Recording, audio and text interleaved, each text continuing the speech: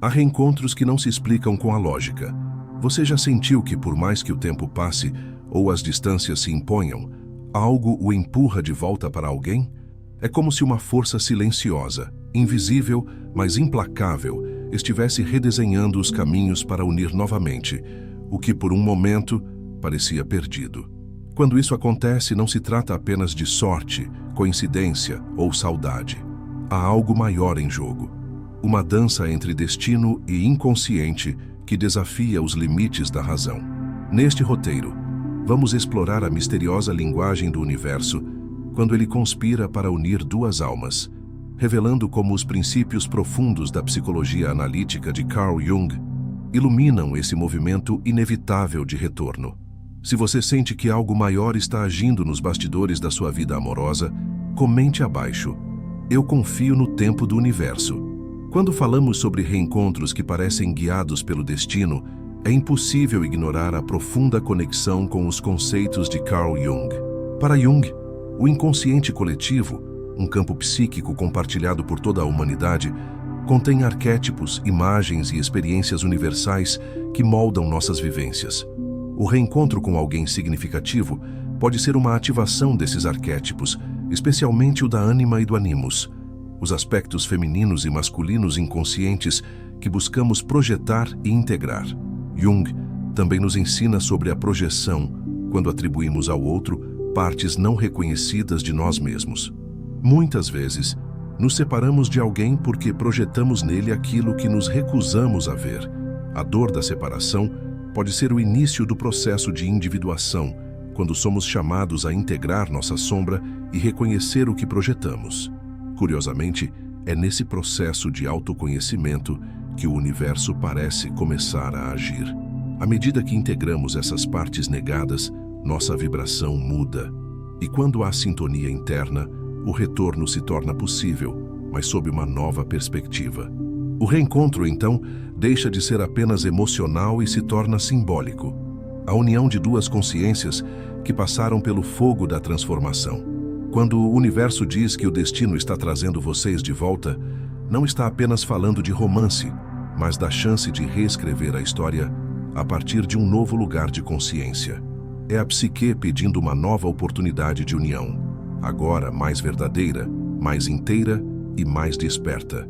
Existe uma inteligência silenciosa operando nos bastidores da vida. Uma linguagem que não fala em palavras, mas em símbolos, sincronicidades e sensações. Para Carl Jung, o universo externo é um reflexo vivo dos processos internos da psique. Quando algo precisa ser visto, compreendido ou transformado, a vida se encarrega de criar situações que toquem exatamente nesse ponto. É por isso que, muitas vezes, o retorno de uma pessoa do passado não acontece por acaso. Ele surge como um chamado do inconsciente. Esse retorno não é apenas emocional. Ele é simbólico. Representa a chegada de uma mensagem do inconsciente ao consciente. Quando alguém reaparece, é comum que isso esteja ligado a conteúdos que ainda não foram plenamente integrados ou compreendidos. Jung chamava isso de sincronicidade. Eventos externos que coincidem com estados psíquicos internos de forma significativa, sem relação causal direta. É quando o universo se comporta como espelho da alma. Esse espelho, porém, não mostra só aquilo que queremos ver, mostra aquilo que precisamos ver. Às vezes, o reencontro com alguém revela ainda a presença de padrões inconscientes não resolvidos. Outras vezes, mostra que houve amadurecimento suficiente para viver o que antes não foi possível. O universo, por meio dos símbolos, cria pontes entre o que está oculto dentro de nós e o que acontece fora. O retorno de uma pessoa importante pode ser justamente esse símbolo, e não necessariamente para que tudo volte a ser como antes, mas para que algo em você evolua a partir desse reencontro. Muitas pessoas sentem esse chamado como uma inquietação, uma sensação de que algo precisa ser concluído. Outras percebem por meio de sonhos, músicas que surgem repetidamente, lembranças inesperadas, nomes que aparecem em conversas aleatórias. Esses sinais, se interpretados com sensibilidade, mostram como o inconsciente se comunica, E para Jung, o inconsciente nunca é aleatório. Ele é dirigido por uma força organizadora que busca a totalidade do ser. O retorno de alguém, nesse contexto, pode estar apontando para uma parte sua, que precisa ser olhada com profundidade. O outro, nesse caso, é apenas o canal.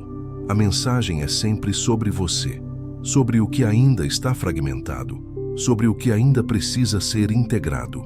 E muitas vezes, sobre a capacidade de amar de forma mais consciente e menos projetiva. O universo, então, torna-se cúmplice do processo de individuação, criando experiências que nos empurram, gentilmente ou com força, para dentro de nós mesmos. Ao compreender essa linguagem simbólica, é possível sair do papel de vítima do acaso e entrar no papel de colaborador do próprio destino. Não se trata de esperar passivamente pelos sinais, mas de desenvolver um olhar atento e uma escuta sensível ao que a vida está tentando comunicar. Quando um reencontro acontece, o primeiro passo não é perguntar por que isso está acontecendo, mas sim o que isso está querendo me mostrar. É essa mudança de postura que transforma o retorno do outro numa jornada de autoconhecimento. E nesse caminho, a presença do outro deixa de ser uma necessidade e passa a ser um reflexo. Um reflexo de onde você está no seu processo interno. Um reflexo do que você já integrou e também do que ainda precisa ser trabalhado. Assim, o universo fala, mas ele fala em símbolos, e só ouve quem já aprendeu a escutar. Toda relação humana é um espelho que reflete muito mais do que acreditamos ver. Carl Jung nos alertou para um dos mecanismos mais poderosos e inconscientes da psique, a projeção. Projetamos nos outros aquilo que ainda não reconhecemos em nós mesmos. É por meio dessa dinâmica que idealizamos, idolatramos, rejeitamos ou nos apaixonamos. Nas relações afetivas, especialmente, a projeção atua com enorme intensidade, pois o outro se torna o palco onde encenamos partes ocultas da nossa própria alma. Quando duas pessoas se encontram e vivem uma conexão intensa, muito do que sentem está entrelaçado com essas projeções. Vemos no outro aquilo que desejamos encontrar em nós. Acreditamos que ele nos completa, que possui aquilo que nos falta. Mas o que nos atrai com tamanha força muitas vezes não é o outro em sua essência, e sim a imagem interna que colocamos sobre ele. Imagem esta moldada pelas carências, pelos traumas, pelos desejos e pelos conteúdos inconscientes que ainda não foram integrados. A sombra, para Jung, é tudo aquilo que rejeitamos em nós mesmos. São aspectos reprimidos, esquecidos ou negados que permanecem ativos no inconsciente. E quanto mais nos recusamos a olhar para eles, mais eles se manifestam no mundo externo, especialmente nas relações.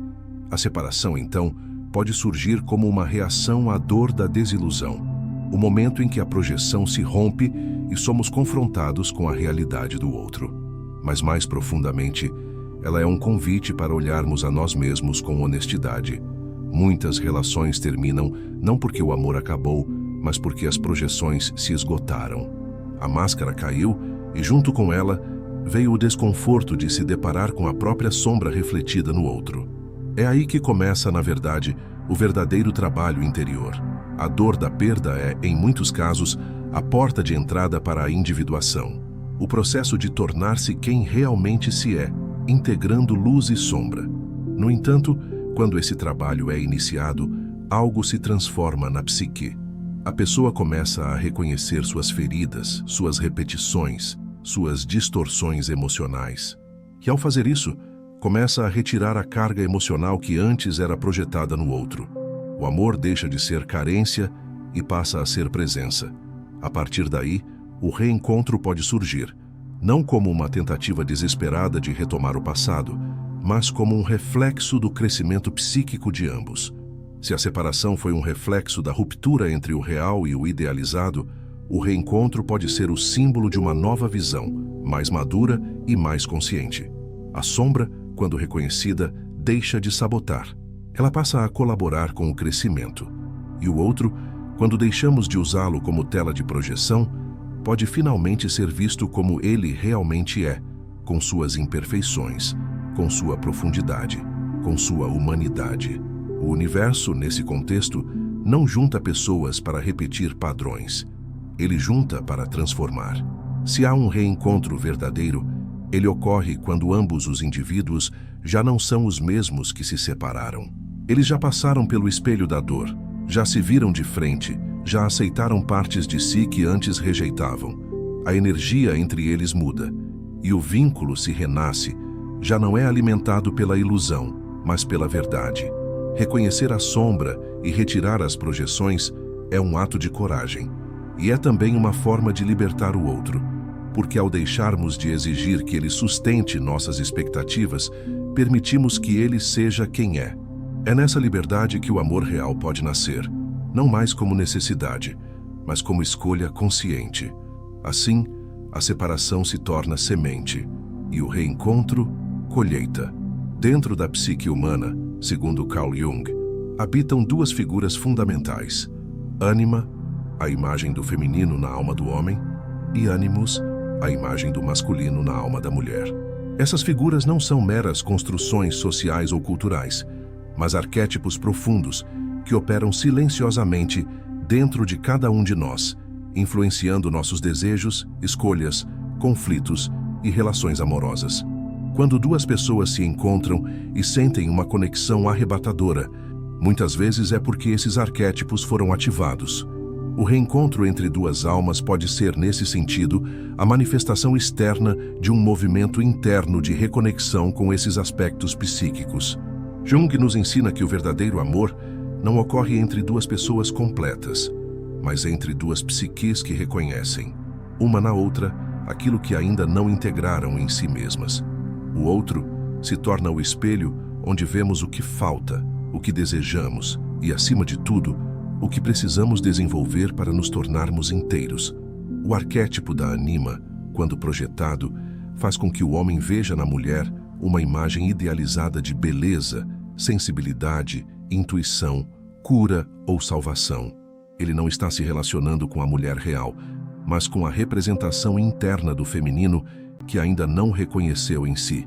Já o arquétipo do ânimos leva a mulher a projetar no homem a força, a direção, o poder, a razão ou a autoridade que ainda não desenvolveu dentro de sua própria consciência.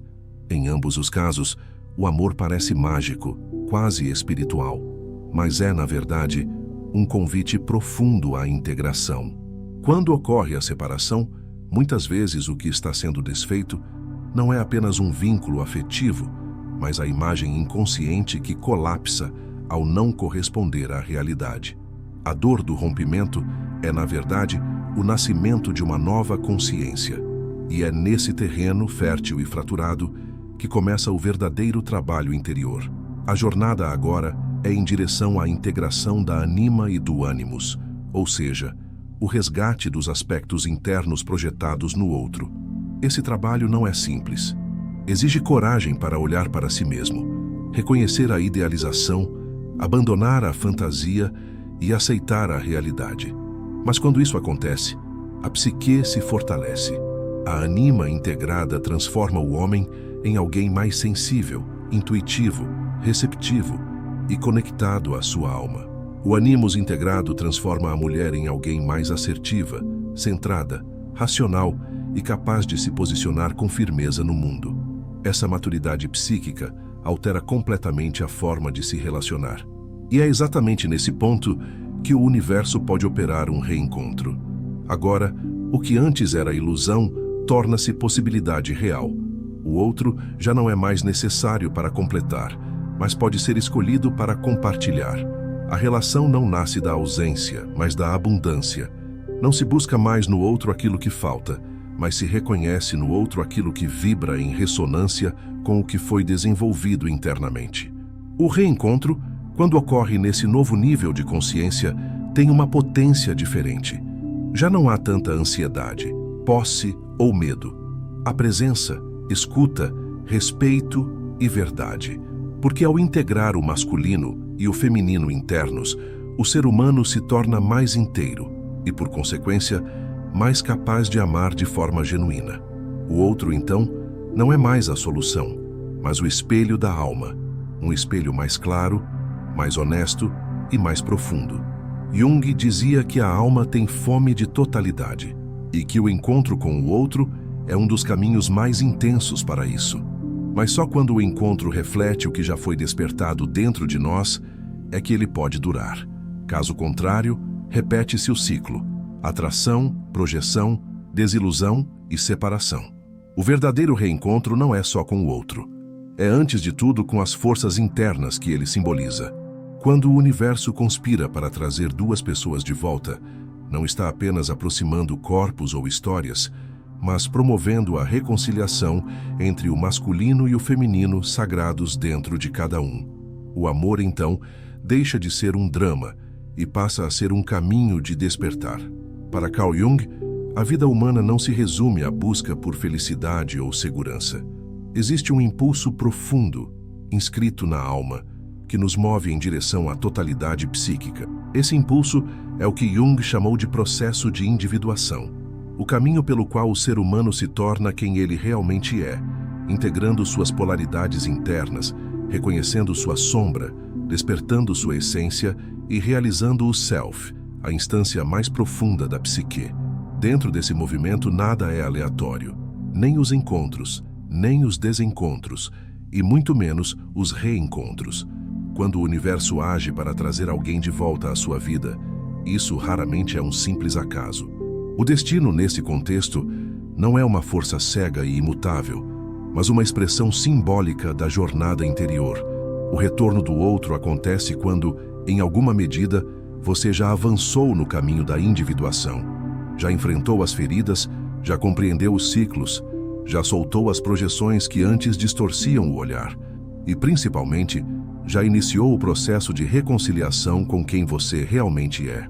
Jung afirmava que quanto mais inconsciente é o indivíduo, mais ele será governado por forças externas, que, na verdade, são expressões das suas próprias dinâmicas internas não reconhecidas. Assim, antes do reencontro, é necessário haver uma transformação real. É necessário que o desejo de ter o outro volte não como necessidade, mas como consequência natural da própria mudança interna. O retorno só se sustenta quando não se trata de repetição, mas de renovação. O tempo da vida tem um ritmo sábio. Muitas vezes queremos que algo aconteça logo, que alguém volte, que uma história seja retomada. Mas, na maioria das vezes, ainda não estamos prontos. O desejo pode estar ativo, mas a psique ainda está em processo. E se o reencontro acontece antes da hora, ele tende a se perder novamente. Isso porque o campo energético entre duas pessoas precisa estar limpo de projeções, de carências, de feridas abertas. O reencontro verdadeiro só acontece quando existe prontidão emocional, psicológica e espiritual. Essa prontidão não significa perfeição, significa consciência, significa ter passado pelo fogo do autoconhecimento. Significa ter olhado nos olhos da própria sombra e ter escolhido a verdade mesmo que ela doa. O universo responde à autenticidade. Ele não conspira por capricho, mas por ressonância. Quando você se alinha com sua essência, começa a atrair aquilo que realmente está em sintonia com quem você se tornou, não com quem você ainda finge ser. Nesse sentido, o reencontro não é um objetivo a ser alcançado, mas uma consequência do caminho percorrido. Ele é o reflexo externo de uma mudança interna. Muitas vezes, quando você finalmente solta a obsessão por um retorno, quando entrega com sinceridade ao tempo do universo, é aí que a energia se reorganiza, porque você deixou de vibrar na falta e passou a vibrar na inteireza. E a vida responde a isso. O destino se manifesta quando há espaço interior para recebê-lo. É importante entender também que nem todos os reencontros são para recomeçar relações. Às vezes, o retorno do outro vem como fechamento, como liberação, como última lição. E ainda assim, isso é parte do destino, porque o verdadeiro objetivo não é manter a relação a qualquer custo, mas avançar no seu próprio processo de individuação. O outro pode ser mestre, espelho, catalisador, mas o centro da jornada é você.